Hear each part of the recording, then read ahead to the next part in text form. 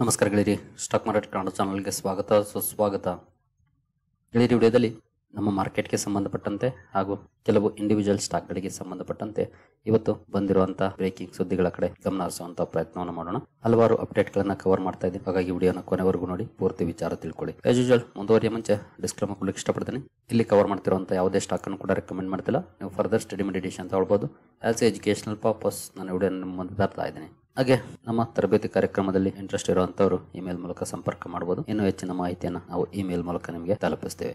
ಸುದ್ದಿಗಳ ಕಡೆ ಬರೋದಾದ್ರೆ ಮೊದಲಿಗೆ ದೀಪಾವಳಿ ಮುಹೂರ್ತ್ ಟ್ರೇಡಿಂಗ್ ಗೆ ಸಂಬಂಧಪಟ್ಟಂತೆ ಇವತ್ತು ಅಪ್ಡೇಟ್ ಬಂದಿದೆ ನೋಡಬಹುದು. NSE ಟು ಕಂಡಕ್ಟ್ 1 hour ದಿವಾಳಿ muhurat trading on October 21 from 1:45 PM to 2:45 PM.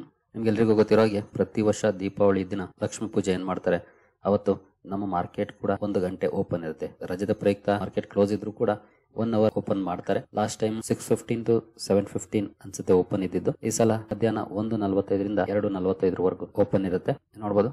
The symbolic trading session will be held between 1:45 PM and 2:45 PM. The stock exchange said in a circular. The exchange announced that the pre-opening session will take place from 1:30 to 1:45 PM. So pre-open session ಏನಿರುತ್ತೆ ಅದು 1:30 ಇಂದ 1:45 ವರೆಗೂ ಇರುತ್ತೆ. 1:45 ರಿಂದ 2:45 ವರೆಗೂ as usual normal session continue ಆಗುತ್ತೆ. ಇದು October 21ನೇ ತಾರೀಕು ನೋಡಬಹುದು. ಅಕ್ಟೋಬರ್ 21 ಮಂಗಳವಾರ ಬರುತ್ತೆ. ಮಂಗಳವಾರ ಹಬ್ಬದ ಪ್ರಯುಕ್ತ ಮಾರ್ಕೆಟ್ ರಜೆ ಇರುತ್ತೆ. ಬಟ್ ಮಾರ್ಕೆಟ್ ರಜೆ ಇದ್ರೂ ಕೂಡ ಸ್ಪೆಷಲ್ ಟ್ರೇಡಿಂಗ್ ಸೆಷನ್ ಲಕ್ಷ್ಮೀ ಪೂಜೆ ದಿನ ಪ್ರತಿ ವರ್ಷ ಕೂಡ ಇರುತ್ತೆ. ಅದೇ ರೀತಿ ಈ ವರ್ಷ ಕೂಡ ಇರ್ತಾ ಇದೆ. ಈ ಬಗ್ಗೆ ಇವತ್ತು ಅಫಿಷಿಯಲ್ ಅನೌನ್ಸ್ಮೆಂಟ್ ಬಂದಿದೆ. ನೋಡೋಣ ಈ ವರ್ಷದ ದೀಪಾವಳಿ ಮುಹೂರ್ತ ಟ್ರೇಡಿಂಗ್ ಯಾವ ರೀತಿ ಪರ್ಫಾರ್ಮೆನ್ಸ್ ಕೊಡುತ್ತೆ ಅಂತ. ಇನ್ನು ಇವತ್ತಿಂದ ಹೊಸ GST ಜಾರಿಗೆ ಬಂದಿದೆ. GST 2.0 ಬಗ್ಗೆ ಈಗಾಗಲೇ ನಾನು ಹಲವು ಸಲ ಈ ಸುದ್ದಿಗಳನ್ನ ಕವರ್ ಮಾಡಿದ್ದೀನಿ. ಆಟೋ ಕಂಪನಿಗಳ ಪ್ರೈಸ್ ಬದಲಾವಣೆಗಳ ಬಗ್ಗೆ ನೋಡಬಹುದು. From Maruti to Mercedes, Mahindra to JLR car prices cut by up to 30 lakh as GST 2.0 tax effect. ಹಲವಾರು ಕಂಪನಿಗಳು ಈಗಾಗಲೇ ಪ್ರೈಸ್ ಬಗ್ಗೆ ಅನೌನ್ಸ್ಮೆಂಟ್ ಅನ್ನ ಮಾಡಿದ್ದು ಎಷ್ಟು ಮಟ್ಟಿಗೆ ಕಡಿಮೆ ಆಗುತ್ತೆ ಅಂತ. ಯಾಕಂದ್ರೆ 28% ಇಂದ 18% ಗೆ ಇಳಿದಿದೆ. 10% ಕಡಿಮೆ ಆಗಿದೆ GST rate, especially entry level vehicles ಗೆ. ಹಲವಾರು ಕಂಪನಿಗಳು ಈಗಾಗಲೇ ಈ ಅನೌನ್ಸ್ಮೆಂಟ್ ಅನ್ನ ಮಾಡಿದ್ದು. ಟಾಟಾ ಮೋಟಾರ್ಸ್ ಆಗ್ಬೋದು, Mahindra and Mahindra, Hyundai, Toyota ಎಲ್ಲ ಕಂಪನೀಸ್ ಕಡಿಮೆ ಮಾಡಿದ್ದಾರೆ. ನೋಡೋಣ ಹಬ್ಬದ ಸೀಸನ್ ಆಟೋ ಕಂಪನಿಗಳಿಗೆ ಯಾವ ರೀತಿ ಲಾಭವನ್ನ ಕೊಡುತ್ತೆ ಅಂತ. ಎಕ್ಸ್ಪೆಕ್ಟೇಷನ್ ಅಂತೂ ತುಂಬಾನೇ ಇರುತ್ತೆ. ಈಗಾಗಲೇ ಆಟೋ ಸ್ಟಾಕ್ಸ್ ಗಳಲ್ಲಿ ಒಂದಷ್ಟು ಪಾಸಿಟಿವ್ ಪರ್ಫಾರ್ಮೆನ್ಸ್ ಕೂಡ ನೋಡ್ಲಿಕ್ಕೆ ಸಿಕ್ಕಿದೆ ಈ ಸುದ್ದಿ ಬಂದ ಮೇಲೇನೆ. ನೋಡೋಣ ಅದು ಸಸ್ಟೈನ್ ಆಗ್ಬೇಕು ಅಂದ್ರೆ ಸೇಲ್ಸ್ ಚೆನ್ನಾಗಿರಬೇಕಾಗುತ್ತೆ. ಇನ್ನು ಈಗ ತಾನೇ ಶುರುವಾಗಿದೆ ಹಬ್ಬದ ಸೀಸನ್, ನೋಡೋಣ. ಇನ್ನು ಇವತ್ತು IT ಸ್ಟಾಕ್ಗಳು ಭರ್ಜರಿ ಅಂಡರ್ ಪರ್ಫಾರ್ಮೆನ್ಸ್ ಅನ್ನ ಮಾಡಿದ್ದು. ಅದಕ್ಕೆ ಕಾರಣ ಅಂತೂ ಈಗಾಗಲೇ ಗೊತ್ತಿದೆ. H1B ವೀಸಾ ಫೀಸ್ ಅನ್ನ ಅಮೆರಿಕ ಜಾಸ್ತಿ ಮಾಡಿತ್ತು, ಹಾಗಾಗಿ ಒಂದಷ್ಟು ಅಂಡರ್ ಪರ್ಫಾರ್ಮೆನ್ಸ್ ಕೂಡ ನೋಡ್ಲಿಕ್ಕೆ ಸಿಕ್ತು. ಈಗ ಬರ್ತಿರುವಂತಹ ಸುದ್ದಿಗಳು ನೋಡಬಹುದು. UK weighs scrapping global talent visa fees. ಅಂದ್ರೆ ಅಮೆರಿಕ ಜಾಸ್ತಿ ಫೀಸ್ ಆಗ್ತಾ ಇದ್ರೆ UK ಅದನ್ನ ಸ್ಕ್ರಾಪ್ ಮಾಡುವಂತ ಯೋಜನೆಯನ್ನ ಹಾಕೊಳ್ತಿದೆ ಅಂತ ನ್ಯೂಸ್. ಖಂಡಿತ ಈ ರೀತಿ ಏನಾದ್ರೂ ಡಿಸಿಷನ್ ತಗೊಂಡ್ರೆ ಇದು ಅಮೆರಿಕದಿಂದ ಕಳ್ಕೊಳ್ಳೋದನ್ನ UK ಇಂದ ಗಳಿಸ್ಕೊಳ್ಳುವಂತ ಅವಕಾಶ ಕೂಡ ಇರುತ್ತೆ. ಬಟ್ ಗೊತ್ತಿಲ್ಲ ಎಷ್ಟರ ಮಟ್ಟಿಗೆ ಗೈನ್ ಆಗುತ್ತೆ ಅಂತ. ಆದ್ರೆ ಒಂದಷ್ಟು ಬೆನಿಫಿಟ್ಸ್ ಅಂತೂ ಆಗುತ್ತೆ ನೋಡಬಹುದು. British Prime Minister Keir Starmer is weighing proposals to abolish visa fees for leading scientists, academics and digital experts as part of efforts to drive economic growth, Financial Times reported. ಇದು reports ಮೂಲಕ ಬರ್ತಿರುವಂತಹ ಸುದ್ದಿ. ಅವರು abolish ಮಾಡ್ತಾರಾ ಇಲ್ವಾ ಗೊತ್ತಿಲ್ಲ. ಖಂಡಿತ ಇದನ್ನ abolish ಮಾಡೋದ್ರಿಂದ ಅಲ್ಲಿನ ಇನೋವೇಷನ್ ಹಾಗೂ ರಿಸರ್ಚ್ ಗೆ ಒಂದಷ್ಟು ಅಡ್ವಾಂಟೇಜಸ್ ಆಗುತ್ತೆ. ಡೊನಾಲ್ಡ್ ಟ್ರಂಪ್ ಅವರು ಯಾವ ಕಾರಣವನ್ನ ಇಟ್ಕೊಂಡು ಜಾಸ್ತಿ ಮಾಡ್ತಿದ್ದಾರೋ ಗೊತ್ತಿಲ್ಲ. ಬಟ್ ಅಮೆರಿಕ ಸದ್ಯದ ಮಟ್ಟಿಗಂತೂ ಡೆಟ್ ಕ್ರೈಸಿಸ್ ಅಲ್ಲಿ ಇದೆ ಅಂತ ಎಲ್ರಿಗೂ ಗೊತ್ತು. ಅವರಿಗೆ ಫಂಡ್ಸ್ ಬೇಕು, ಅದನ್ನ ಇಟ್ಕೊಂಡು ಈ ರೀತಿ ಆಗ್ತಿದ್ದಾರಾ ಅಥವಾ ಅಮೆರಿಕನರಿಗೆ ಉದ್ಯೋಗ ಸಿಗಲಿ ಅಂತ ಆಗ್ತಿದಾರ ಗೊತ್ತಿಲ್ಲ. ಅವರ ಹಿಂದೆ ಏನೆಲ್ಲ ಇದ್ದಾವೆ ಅಂತ, ಅಥವಾ ಭಾರತ ಅಮೆರಿಕದ ಮಾತನ್ನ ಕೇಳ್ತಿಲ್ಲ ಅಂತ ಆಗ್ತಿದಾರ ಅಂತ. ಬಟ್ ಬೇರೆ ದೇಶಗಳು ತಗೊಳ್ತಿರುವಂತಹ ಡಿಸಿಷನ್ ನೋಡಿದ್ರೆ ಬಹುಶಃ ಅದು ಭಾರತೀಯರಿಗೆ ಒಂದಷ್ಟು ಅಡ್ವಾಂಟೇಜಸ್ ಅನ್ನು ಕೂಡ ತಂದು ಕೊಡಬಹುದು. ನೋಡೋಣ. ಇದು ಈಗಲೇ ಅಂತೂ ಹೇಳಿಕ್ ಆಗೋದಿಲ್ಲ. ಅಫಿಷಿಯಲ್ ಅನೌನ್ಸ್ಮೆಂಟ್ ಬಂದ್ರೆ ಆಗ ನಮ್ಗೆ ಇನ್ನು ಕ್ಲಾರಿಟಿ ಸಿಗುತ್ತೆ. UK ಕರೆಂಟ್ಲಿ ನೋಡಬಹುದು ಎಷ್ಟು ಚಾರ್ಜ್ ಮಾಡ್ತಾ ಇದೆ ಅಂತ.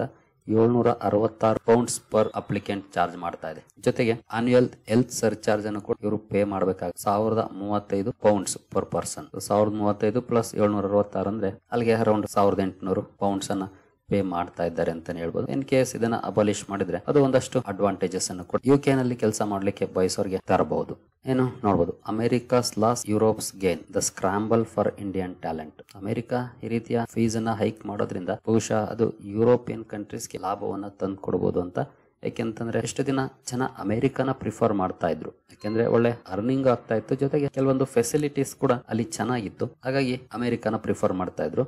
ಬಟ್ ಈಗ ದೊಡ್ಡ ಮಟ್ಟದ ಫೀಸ್ ಅನ್ನ ಆಗ್ತಿರೋದ್ರಿಂದ ಅಮೆರಿಕಕ್ಕೆ ಹೋಗ್ತಿದ್ದವರು ಬಹುಶಃ ಯುರೋಪಿಯನ್ ಕಂಟ್ರೀಸ್ ಅನ್ನ ಸೆಲೆಕ್ಟ್ ಮಾಡ್ಕೊಳ್ಬಹುದು. ಅದು ಯಾವ್ದಾದ್ರು ಆಗ್ಬೋದು, UK ಆಗ್ಬೋದು, ನೆದರ್ಲ್ಯಾಂಡ್, ಹಾಲೆಂಡ್, ಯಾವ ದೇಶ ಬೇಕಾದ್ರೂ ಆಗ್ಬೋದು, ಅಥವಾ ಫ್ರಾನ್ಸ್ ಆದ್ರೂ ಆಗ್ಬೋದು. ಇವನ್ ಅವಕಾಶಗಳಂತೂ ಇದ್ದೇ ಇದೆ. ಕೆನಡಾ ಇದೆ, ಆಸ್ಟ್ರೇಲಿಯಾ ಇದೆ. ಬಟ್ ಅಮೆರಿಕದ ಕನಸು ಕಾಣ್ತಿದ್ದವ್ರಿಗೆ ಬಹುಶಃ ಕಷ್ಟ ಆಗ್ಬೋದೇನೋ. ಬಟ್ ಎಲ್ಲೋ ಒಂದ್ ಕಡೆ ಒಳ್ಳೆ ಅವಕಾಶ ಬೇಕು ಅಂತ ಕಾಯೋರ್ಗೆ ಬಹುಶಃ ಒಂದಲ್ಲ ಒಂದ್ ಕಡೆ ಅವಕಾಶ ಸಿಗಬಹುದು. ಹಾಗಾಗಿ ಅಮೆರಿಕ ಕಳ್ಕೊಳ್ಳೋದನ್ನ ಯುರೋಪ್ ಪಡ್ಕೊಳ್ಬಹುದು ಅನ್ನುವಂತ ಲೆಕ್ಕಾಚಾರಗಳು ಕೂಡ ಸ್ಟಾರ್ಟ್ ಆಗಿದೆ. ಪ್ರಾಕ್ಟಿಕಲ್ ಆಗಿ ಎಷ್ಟು ನಿಜ ಆಗುತ್ತೆ ಅನ್ನೋದನ್ನ ನಾವು ಕಾದ್ ನೋಡ್ಬೇಕಾಗುತ್ತೆ. ಈಗಲೇ ಅಂತೂ ನಿರ್ಧಾರ ಅಂತೂ ಆಗೋದಿಲ್ಲ. Let's hope for the best. ಏನು CEA ನಾಗೇಶ್ವರನ್ ಅವರ ಕಡೆಯಿಂದ ಇನ್ನೊಂದು ಸುದ್ದಿ ಬಂದಿದೆ ಇವತ್ತು. India's GDP growth will tend towards upper end of 6.3 to 6.8% range in FY26 after GST 2.0. 6.3 ಇಂದ 6.8% ವರೆಗೂ ಇರಬಹುದು FY26 ಅಲ್ಲಿ ಗ್ರೋತ್ ಅನ್ನುವಂತ ಮಾತನ್ನ ಇವರು ಹೇಳಿದ್ದಾರೆ. ಈಗಾಗಲೇ RBI ಎಸ್ಟಿಮೇಟ್ ಮಾಡಿರೋದು 6.5% ಇರಬಹುದು ಅಂತ ಎಸ್ಟಿಮೇಟ್ ಅನ್ನ ಮಾಡಿದೆ. ಹಾಗೆ ಹಲವು ರೇಟಿಂಗ್ ಏಜೆನ್ಸೀಸ್ ಕೂಡ 6.5 ಟು 6.7 ಅಥವಾ 6.8 ವರೆಗೂ ಕೂಡ ರೇಟಿಂಗ್ ಅನ್ನ ಕೊಟ್ಟಿದ್ದಾವೆ. ಇತ್ತೀಚೆಗೆ ಒಂದು ರೇಟಿಂಗ್ ಅನ್ನು ಕೂಡ ನೋಡಿದ್ವಿ, 6.7 ರಿಪೋರ್ಟ್ ಮಾಡಿತ್ತು. ಅಂದ್ರೆ ಎಷ್ಟು ಇರಬಹುದು ಅಂತ. ಈ GST 2.0 ಬಹುಶಃ ಒಂದಷ್ಟು ಕಾಂಟ್ರಿಬ್ಯೂಷನ್ ಮಾಡಬಹುದು, 0.2 to 0.3% ನಮ್ಮ GDPಗೆ ಅನ್ನುವಂತ ಲೆಕ್ಕಾಚಾರಗಳು ಕೂಡ ನೋಡ್ಲಿಕ್ಕೆ ಸಿಗ್ತಾ ಇದೆ. ನಿನ್ನೆ ನರೇಂದ್ರ ಮೋದಿ ಅವರು ಕೂಡ ಸುಮಾರು 2.5 ಲಕ್ಷ ಕೋಟಿ ಉಳಿತಾಯ ಆಗ್ತಾ ಇದೆ ಜನರಿಗೆ ಅಂತ ಹೇಳಿದ್ರು. 2.5 ಲಕ್ಷ ಕೋಟಿ ಖಂಡಿತ ದೊಡ್ಡ ಅಮೌಂಟ್. ಜನ ನಿಮ್ಗೆ ಗೊತ್ತಿದೆ, ಯಾರು ಜೇಬಲ್ಲಿ ಇಟ್ಕೊಂಡು ಕೂತ್ಕೊಳ್ಳೋದಿಲ್ಲ, ಅಥವಾ ಇನ್ವೆಸ್ಟ್ ಮಾಡೋರ ಸಂಖ್ಯೆ ಕಡಿಮೆ, ಖರ್ಚು ಮಾಡೋರ ಸಂಖ್ಯೆ ಜಾಸ್ತಿ. ಹಾಗಾಗಿ ಅದು ತಿರುಗಿ ಎಕಾನಮಿಗೆ ಬರುತ್ತೆ. ರೊಟೇಷನ್ ಆಗ್ತಾ ಇದ್ರೆ ಅದು ಗ್ರೋತ್ಗೂ ಕೂಡ ಒಳ್ಳೆ ಕಾಂಟ್ರಿಬ್ಯೂಷನ್ ಅನ್ನ ಮಾಡುತ್ತೆ.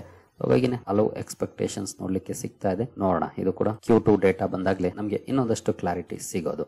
ಎಸ್ಪೆಷಲಿ Q3 ಬಂದಾಗ ಇನ್ನೂ ಒಳ್ಳೆ ಕ್ಲಾರಿಟಿ ಸಿಗುತ್ತೆ. ಯಾಕಂದ್ರೆ Q2ಗೆ ಏನಂತ ದೊಡ್ಡ ಹಬ್ಬ ಆಗುವಂತ ಚಾನ್ಸಸ್ ಕಡಿಮೆ. ಯಾಕಂದ್ರೆ 8-9 ದಿನ ಅಷ್ಟೇ ಕಾಂಟ್ರಿಬ್ಯೂಷನ್ ಇರುತ್ತೆ GST 2.0.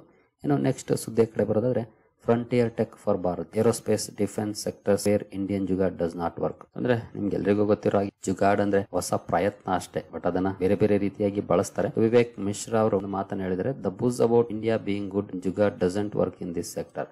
ಅಂದ್ರೆ ಏರೋಸ್ಪೇಸ್ ಹಾಗೂ ಡಿಫೆನ್ಸ್ ಸೆಕ್ಟರ್ ಇದು ಅಷ್ಟು ವರ್ಕ್ ಆಗೋದಿಲ್ಲ ಅನ್ನುವಂತ ಮಾತನ್ನ ಹೇಳಿದರೆ ನೋಡಬಹುದು. At the panel discussion on the frontier tech for Bharat building deep capabilities for a sovereign future, industry leaders stressed that India must go beyond its famed spirit of jugaad innovation to build robust deep tech ecosystem that can secure the countries future. ಅಂದ್ರೆ ಬರೀ jugaad innovation ಅಥವಾ ಸಣ್ಣ ಮಟ್ಟದ ಬದಲಾವಣೆಗಳನ್ನ ಮಾಡೋದಕ್ಕಷ್ಟೇ ಸೀಮಿತ ಆಗದೆ ದೊಡ್ಡ ಮಟ್ಟದ deep tech ecosystem ಅನ್ನ ಬಿಲ್ಡ್ ಮಾಡ್ಕೊಳ್ಬೇಕು ಅನ್ನೋದರ ಬಗ್ಗೆ ಸಾಕಷ್ಟು ಜನ ಪ್ಯಾನಲಿಸ್ಟ್ ಹೇಳಿದ್ದಾರೆ. ಅದರಲ್ಲಿ ವಿವೇಕ್ ಮಿಶ್ರಾ ಅವರು ಕೂಡ ಇದನ್ನ ಹೇಳಿದ್ದಾರೆ. ಇನ್ನು ಅದಾನಿ ಗ್ರೂಪ್ಗೆ ಸಂಬಂಧಪಟ್ಟಂತೆ ಒಂದು ಸುದ್ದಿ ಬಂದಿದೆ. ಗೌತಮ್ ಅದಾನಿ ಅವರು ಸೆಬಿ ಕೇಸನ್ನ ಕ್ಲೋಸ್ ಮಾಡಿದ್ಮೇಲೆ ಮೊದಲ ಸಲ ಮಾತಾಡಿದ್ದಾರೆ. Cloud that hang over us for 2 years has lifted time to accelerate. ಅಂದ್ರೆ ನಮ್ಮ ಮೇಲೆ ಇದ್ದಂತ ಕಾರ್ಮೋಡ ಏನಿತ್ತು ಹಿಂಡೆನ್ಬರ್ಗ್ ಆರೋಪದ ನಂತರ ಬಂದದ್ದು ಅದೀಗ ಸರ್ದಿದೆ. ನಾವೀಗ ದೊಡ್ಡ ಮಟ್ಟದಲ್ಲಿ ಮುಂದುವರಿಬೇಕಾಗಿದೆ ಬಿಸ್ನೆಸ್ ವೈಸ್ ಅನ್ನುವಂತ ಮಾತನ್ನ ಹೇಳಿದ್ದಾರೆ. ಇನ್ನು ಅದಾನಿ ಗ್ರೂಪ್ಗೆ ಸಂಬಂಧಪಟ್ಟಂತೆ ಇನ್ನೊಂದು ಸುದ್ದಿ ಬಂದಿದೆ. GQG ಇಂದ ನೋಡಬಹುದು. GQG sells Adani Power shares to SBI fund Citadel Securities in $250 million deal. ನಿಮ್ಗೆಲ್ರಿಗೂ ಗೊತ್ತಿರೋ ಹಾಗೆ ಅದಾನಿ ಗ್ರೂಪ್ ಅಲ್ಲಿ ಎಲ್ಲರೂ ಸೇಲ್ ಮಾಡ್ತಿರುವಂತಹ ಸಂದರ್ಭದಲ್ಲಿ ಈ GQG ಪಾರ್ಟ್ನರ್ಸ್ ಬೈ ಮಾಡ್ತಾ ಇದ್ರು. ಜೊತೆಗೆ ಒಳ್ಳೆ ಲಾಭವನ್ನು ಕೂಡ ಮಾಡಿದ್ದಾರೆ ಇವರು. ಈಗ ಅದಾನಿ ಪವರ್ ಅಲ್ಲಿ ತಮ್ಮ ಹೋಲ್ಡಿಂಗ್ ಅನ್ನು ಸೆಲ್ ಮಾಡಿರೋ ಬಗ್ಗೆ ಸುದ್ದಿಗಳು ಬರ್ತಾ ಇದೆ. ಅದರಲ್ಲೂ $250 million ಡೀಲ್ ಅನ್ನ ಮಾಡಿದ್ದಾರೆ. ಅಂದ್ರೆ $250 million ವರ್ತ್ ಆಫ್ ಶೇರ್ಸ್ ಅನ್ನ SBI ಮ್ಯೂಚುವಲ್ ಫಂಡ್ ಗೆ ಹಾಗೂ ಸಿಟಾಡೆಲ್ ಸೆಕ್ಯೂರಿಟೀಸ್ ಗೆ ಇವರು ಮಾರಾಟ ಮಾಡಿರೋ ಬಗ್ಗೆ ಸುದ್ದಿಗಳು ಬರ್ತಾ ಇದೆ. ಇವತ್ತೊಂದು ಒಳ್ಳೆ ಪರ್ಫಾರ್ಮೆನ್ಸ್ ಸ್ಟಾಕ್ ಅಲ್ಲಿ ನೋಡ್ಲಿಕ್ಕೆ ಸಿಕ್ತು. ಎಸ್ಪೆಷಲಿ ಆಫ್ಟರ್ ಸ್ಟಾಕ್ ಸ್ಪ್ಲಿಟ್ ಭರ್ಜರಿ ರಿಯಾಕ್ಷನ್ ಅದಾನಿ ಪವರ್ ಅಲ್ಲಿ ನೋಡ್ಲಿಕ್ಕೆ ಸಿಕ್ತು. ಅಪ್ ಟು 20% ವರೆಗೂ ಕೂಡ ಪಾಸಿಟಿವ್ ಅಲ್ಲಿ ಸ್ಟಾಕ್ ಕ್ಲೋಸಿಂಗ್ ಅನ್ನ ಕೊಟ್ಟಿದೆ. ಸುಮಾರು 35 million shares GQG partner sale ಮಾಡಿದ್ದಾರೆ. ಸರಿ ಗೆಳೆಯರಿ, ಈ ಎಲ್ಲ ಅಪ್ಡೇಟ್ಸ್ ನಿಮಗೆ ಇಷ್ಟ ಆಗಿದೆ ಅಂದ್ಕೊಳ್ತೀನಿ. ಮುಂದಿನ ವಿಡಿಯೋದಲ್ಲಿ ಸಿಗೋಣ. ಅಲ್ಲಿವರೆಗೂ ಜೈ ಹಿಂದ್, ಜೈ ಕರ್ನಾಟಕ.